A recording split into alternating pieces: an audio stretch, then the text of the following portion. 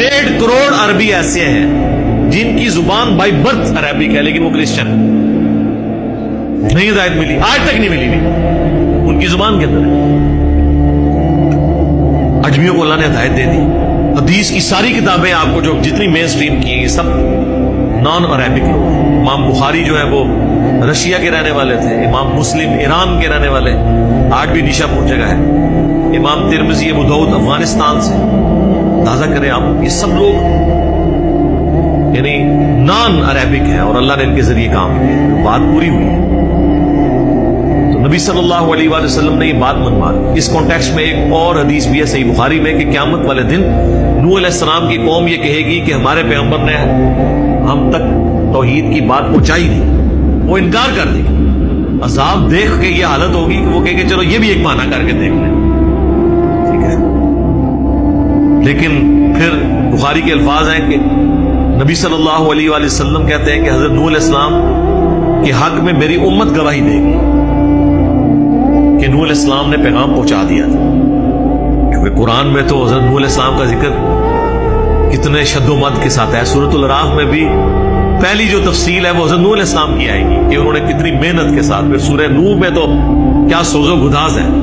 तो उम्मत मुहम्मदिया ये गवाही देगी कि नूह अलैहिस्सलाम ने पैगाम पहुंचा दिया था, इसलिए उम्मत भी गवाह है। हाज़िर नाज़िर नहीं, सरकार गवाह है। और वो गवाही किस बुनियाद पर देगी? कुरान की वजह से। इस उम्मत ने तो नहीं देखा हुआ नूह अलैहिस्सलाम को, ना उन्हें दावत व तबलीग देते हुए, कुरान की बुनियाद पर गवाही देगी ये। सूरतुल बकरा की आयत नंबर 142 और 143 के कॉन्टेक्स्ट में ये हदीस सही बुखारी के अंदर मौजूद है।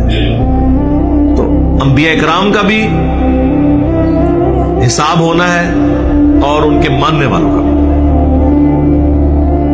फला नकुस्सन्ना अलैहिम बिइल्म, और फिर हम जरूर बयान कर देंगे उनके सारे हालात दुनिया के, जो कुछ उन्होंने किया था ना, हक कबूल किया या इनकार किया, अपने इल्म के जरिए। वमा कुन्ना गाइबीन, और हम दुनिया में कोई गायब तो नहीं थे, हम बेखबर तो नहीं थे। यानी यहां पे अल्लाह ताला ने ये अकीदा भी दे दिया है कि ये फरिश्ते जो हिसाब किताब लिख रहे हैं, अल्लाह ताला किसी हिसाब किताब का कोई पाबंद नहीं, क्योंकि अल्लाह कहता है मैं गायब तो नहीं था, मेरे सामने सब कुछ हुआ है। हम अपने इल्म के जरिए खुद बता देंगे कि किसने क्या किया।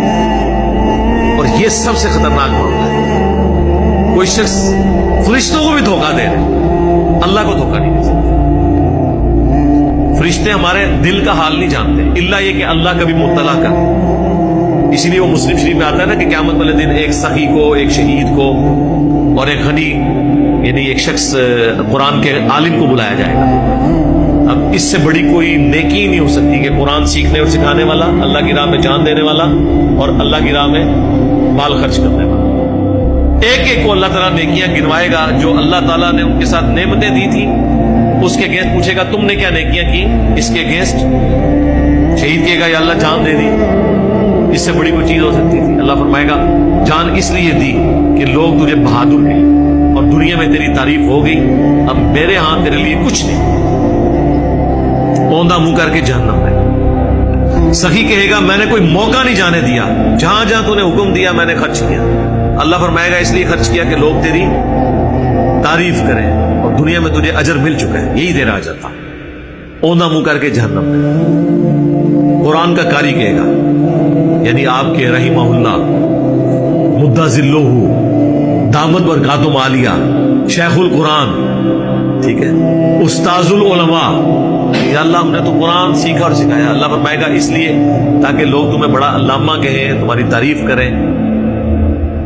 वो दुनिया में हो चुकी, अब मेरे पास तुम्हारे लिए कोई अजर नहीं। इस हदीस पे आप गौर करें कि फरिश्तों ने उन्हें कारी भी लिखा हुआ है, शहीद भी लिखा हुआ है और सखी भी लिखा है, लेकिन अल्लाह ने अपने इल्म के जरिए उनके अमाल को 0 से मल्टीप्लाई किया। ये वो चीज है, यानी अंदर अल्लाह और जो बंदे का मामला है ना, ये बड़ा यूनिक है। अल्लाह तबारक व तआला चाहे तो किसी को पकड़ ले किसी मामले में और किसी को उसने नीयत की वजह से छोड़ दे, ये उसने फैसला करना है। तो अल्लाह ताला हमारे हम जरूर बयान कर देंगे अपने इल्म की बुनियाद पे, और हम कोई गायब तो नहीं थे। مجھے ڈاکٹر سار صاحب کا جملہ یاد آ گیا کہ ہم اپنی داڑھیوں اور پگڑیوں سے پبلک کو تو دھوکہ دے سکتے ہیں، اللہ کو دھوکہ